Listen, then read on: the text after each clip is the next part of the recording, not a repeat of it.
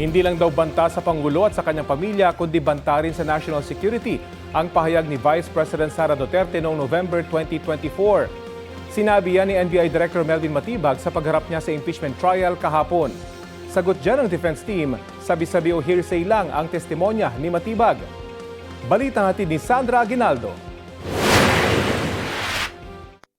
May kinausap na ako na tao.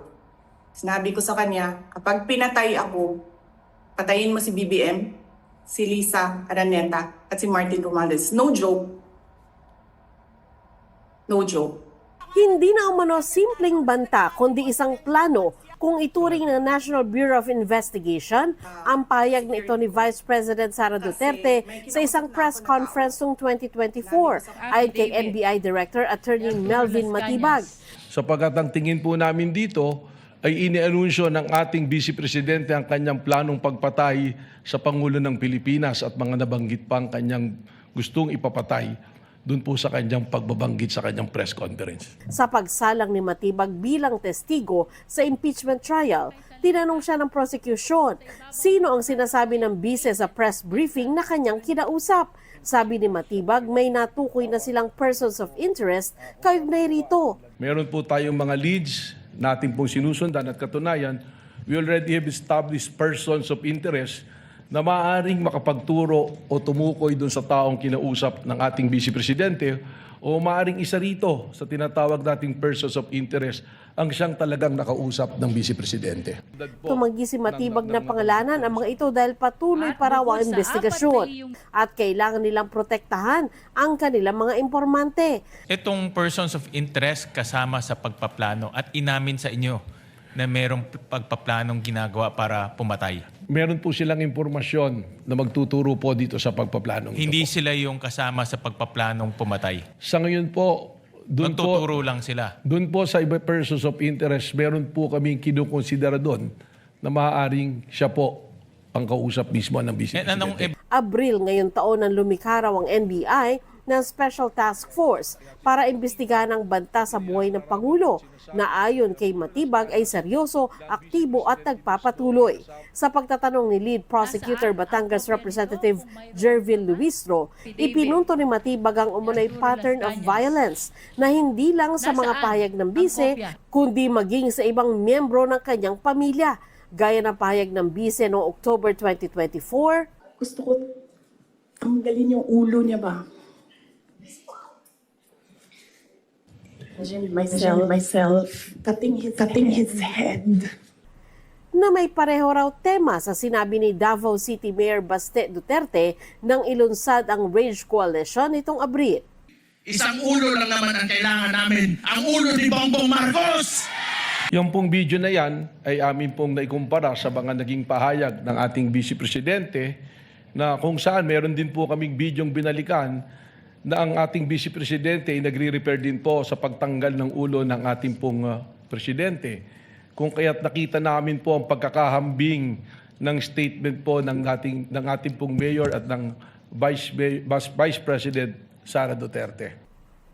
Ipinakita rin ang video na ito ni Vice President Duterte nang panununtok niya sa isang sheriff nung mayor siya ng Davao City noong 2011. Kapansin-pansin po na makikita natin na nanggagaling sa isang pamilya ang pagbabanta sa ating Pangulo at parehas na nag-repair sa ulo ng Pangulo.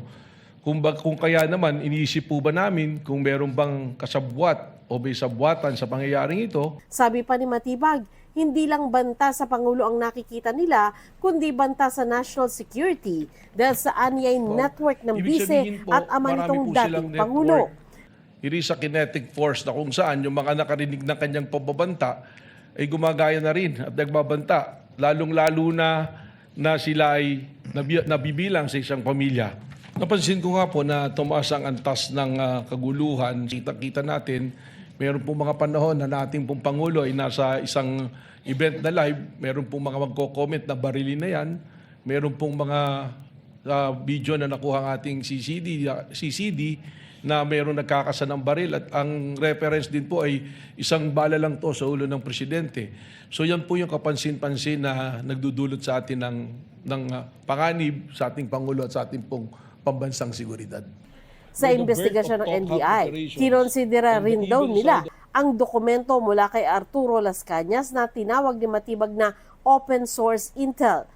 Si Las Cañas ang nagpakilalang dating hitman ng Davao Death Squad at isa sa mga testigo laban kay dating Pangulong Rodrigo Duterte sa International Criminal Court. Tinutulan ito ng abogado ng bise at ipinuntong hindi pirmado at hindi notarized ang pinakitang affidavit ni Las Cañas. Pinayagan ng korte na mabasa ang bahagi ng salaysay ni Las Cañas. As allegedly ordered to him by Mayor Inday Sara Duterte Carpio. The reading of this document, Your Honor, already creates an impression not just to the minds of the senator judges, but also the public. They may be misled, Your Honor, to believing the truth or falsity of these statements. So in other words, Your Honor, this is highly improper for, with all due respect, Your Honor, for this honorable court to allow the reading of a portion of an affidavit that was not authored by this witness. Ang depensa ay nilarawan bilang hearsay, sabi-sabi, masyado pang maaga at trial by publicity ang naging testimonya ni Matibag. Sa cross-examination ng abogado ng bise na si Attorney Mark Vidluan, sinabi niyang tina-trial by publicity ang mga pahayag ni Matibag dahil wala siyang ibinulgar na iba pang detalye. Lalo't hindi pa naman daw pinalang investigasyon ng NBI sa umunoy pagbabanta ng bise.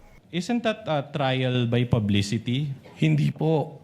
Sapagkat kaya nga po namin hindi inilalabas yung aming pong mga confidential at secret na investigation. Lamang nga po, tayo'y pinatitistigo rito. Kung hindi nyo pa po pala kayang magbigay ng detalye, bakit nyo pa po nilabas na may leads kayo in the first place? Sagot ni Matibag, oras na maging pinal ito ay kukumprontahin o ihaharap nila kay Vice President Duterte ang resulta ng kanilang investigasyon. Mas maganda nga po kung si VP Sara mismo magsabi dito kung meron siyang kinausap. Tinawag din na hearsay ng depensa ang alam ni Matibag tungkol sa investigasyon na ginawa ng NBI noong 2025 dahil 2026 lang siya naging direktor ng ahensya. For the benefit of this honorable court and the Filipino people watching, inaamin nyo ba na wala kayong personal na kaalaman sa nangyaring investigation starting November 23, 2024? Malinaw naman po yun at ang korte po ay can take judicial notice of the fact na hindi pa po ako NBI director ng panahon na yun. So you're confirming that you do not have personal knowledge because you were only appointed as NBA director a year later or on February 20, Your Honor, ask and 2026, answer correct? I'm trying to look for the Filipino term for hearsay.